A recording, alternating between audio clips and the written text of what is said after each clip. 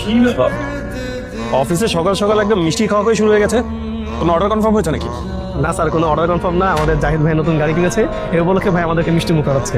Zahid, congratulations. Thank you boss. Boss মিষ্টি নেন। আমার মিষ্টি খাওয়া নিষেধ, কিন্তু তোমার গাড়ি কিনে উপলক্ষে একটা মিষ্টি তুমি খাবো।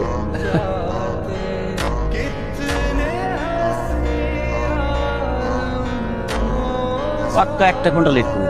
1 ঘন্টা লেটে আসবো, আমাকে আগে বলতাম, আমি একটু ট্রিপ মারতে পারতাম। রাখো তো মাতৃ, তুমি তো বিয়ের আগে আমাদের সম্পর্কটাকেই মেরে ফেলছো। বুঝলাম না, মানে কি? বাবা তোমাকে কি শর্ত দিয়েছিল ভুলে গেছো? না ভুলি নাই। হবু শ্বশুরের শর্ত পূরণ করতেই তো কিস্তিতে গাড়িটা কিনলাম।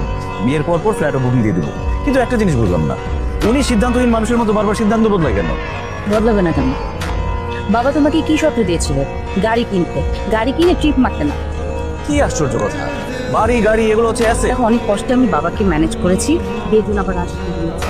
দয়া করে তুমি এমন কোনো ঝামেলা আবার ক্রিয়েট করো না প্লিজ। আচ্ছা ঠিক আছে, চেষ্টা করবো। এই বাবার থেকে একজন যাত্রী যাবে, নিয়ে নিবো নাকি? আমাদের পেছনে সিটে বসলো।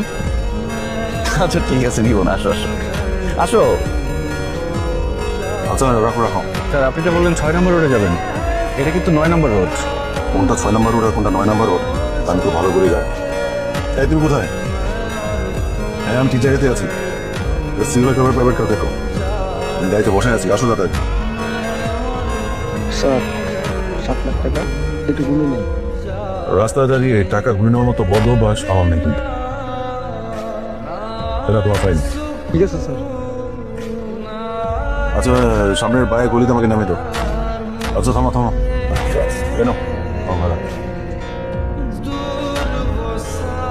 স্যার এটা তো জাল টাকা। জাল টাকা মানে? তোর সামনে তো দিল। জাল টাকা কি করে দেখি? চিন্তা করছো মানুষ কত হারানো, টাকার বান্ডিলের মধ্যে জাল টাকা ঢুকে দিছি। এটাই স্যার, মানুষ অনেক হারামি, ঘুষের মধ্যে জাল টাকা ঢুকায় দেয়। কিন্তু সুযোগ পেয়ে যে আপনি ঘুষ খাচ্ছেন, এটাও কিন্তু ঠিক না স্যার। তুমি বেশি কথা বলো, এটা ভাড়া। এটাই বাস্তবসম্মত কথা, কেউ পছন্দ করে না।